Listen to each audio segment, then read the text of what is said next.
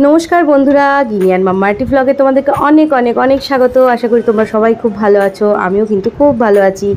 आजके एकटा दारुण व्लग निये एसेछि, एकदम छोट्ट व्लगटा किन्तु आशा करी तुम्हादेर भालो लागबे। तो आमरा चले एसेछि, कालकेई गेछिलाम आमि गिनि आर गिनिर बाबा हठात् करे एकटु बागबाजार घाटे। तो আমি বলতাম না, তোমাদের কাছে টাইটেল থাম্বনেল দেখে তোমরা বুঝেই গেছো। আর সেই পুরনো কলকাতা, আর এখানে জানো তো আমার ছোটোবেলাটা কিন্তু খুব সুন্দর কেটেছে, কারণ আমি যেখান থেকে পাস করছি এখন এটা হচ্ছে আমার মামা বাড়ি মাসি বাড়ি পাড়া। এই অনেক দিন পর এই রাস্তায় আসলাম, এত ভালো লাগছে যে কত বছর বাদে গেছি, মানে আই হ্যাভ নো আইডিয়া।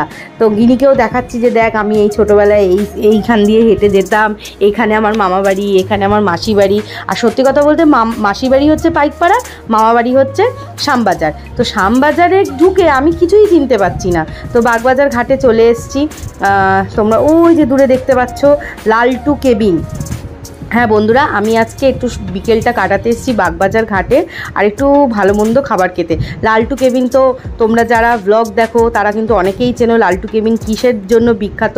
ভাপা চিকেন, ভাপা মোমো এক্সেট্রা এক্সেট্রা অনেক কিছু নিয়ে বিখ্যাত। তো আমরা ফার্স্টে ভেবেছিলাম বাগবাজার ঘাটে যাব, তারপরে না আগে খাওয়া দাওয়াটা কিছু করে নিই, তারপরে বাগবাজার ঘাটে গিয়ে বসবো, কারণ পরে ভিড় হয়ে যেতে পারবে, যত সন্ধে হবে তত ভিড় হতে পারে। তো প্রথমেই চলে এসেছি খুব বিখ্যাত একটা মোমোর দোকানে, হট থাই মোমো, যেটা এখন ইউটিউব চ্যানেলে কিন্তু বিশাল বিখ্যাত। আমিও এরকমই কারোর একটা ভ্লগ দেখেই গেছি, তো সেটারই এক্সপিরিয়েন্স তোমাদের সাথে শেয়ার করব।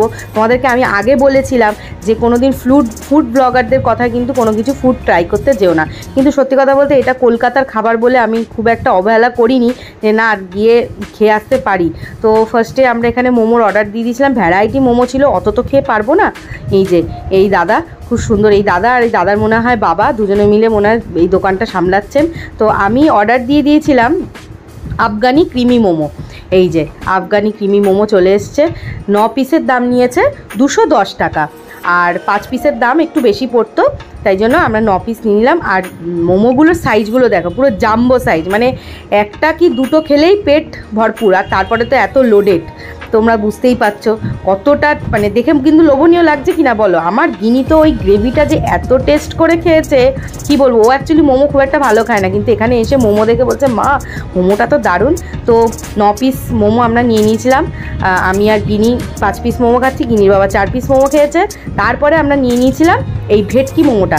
সত্যি কথা বলতে এটা খুব একটা আমার ভালো লাগেনি। ওরা ভেটকি বলছে ঠিকই, কিন্তু আমার মনে হয়নি যেটার ভেতর ভেটকি রয়েছে।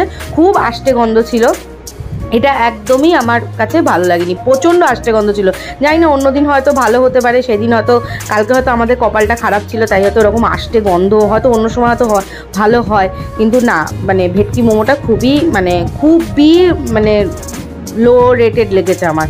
তারপরে চলে গেছি, আমরা তো পুরো লোডেড হয়ে গেছি, কারণ আফগানি মোমো খাওয়ার পরে আর ওই মোমো ভালোই লাগার কথা না, ওটা আমাদের আগে খাওয়ার কথা খেলে ভালো হতো। তারপরে যাই হোক, গরম একটু ছিল, হাওয়াও ছিল না ঘাটে।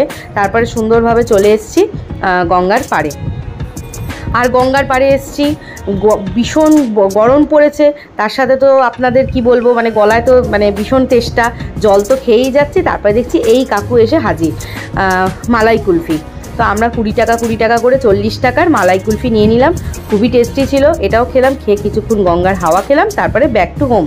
কারণ আর বেশিক্ষণ বসে, কারণ আসলে আমরা খুব একটা বেরোই না তো, বেরোলেও অত দূরে যাই না তো, আর এতটা ভীষণ গরম লাগছিল, ওই জন্য আমরা আর বেশিক্ষণ বসিনি। একটু সন্ধে হয়েছে যখন, তারপরে আমরা বেরিয়ে গেছি।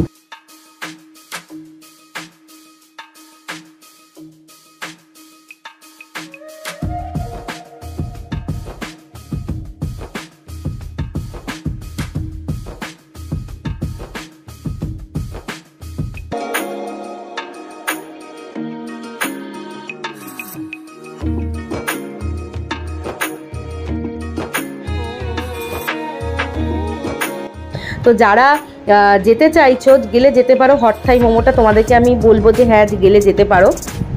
বাগবাজার স্টেশন, এই হচ্ছে বাগবাজার স্টেশন। বাগবাজার স্টেশন থেকে নেমে গিরিশ মঞ্চের দিকেই ওই মোমো, তারপরে লালটু কেবিন, এই সব দোকানগুলো পেয়ে যাবে। আর এই হচ্ছে পুরনো কলকাতা মানেই কিন্তু বিহারি মানুষদের ভিড়। এই হচ্ছে বাগবাজার স্টেশন, খুব ছোট্ট স্টেশনটা, ট্রেন কিন্তু দুবারে থামে যতদূর আমি দেখলাম। তারপরে আস্তে আস্তে বেরিয়ে যাচ্ছি। আর এই আশেপাশে তো ভ্যারাইটি রকমের মন্দির রয়েছে, সবথেকে ওখানে একটা ছোট্ট মন্দির আমার খুব ভালো লেগেছে, সেটা হচ্ছে জয় জগন্নাথ। ওই যে তারপরে চলে গেলাম বাড়ির দিকে। আমার মামা বাড়ির পাড়ার দিয়েই কিন্তু গেলাম, কিন্তু আমি কিচ্ছু চিনতে পারিনি। তারপরে তো একটা মোটা হেলমেট মাথার মধ্যে ছিল, গরম তো লাগেই বলো, আর মাথাটা প্রচণ্ড পরিমাণে ধরে গেছিলো।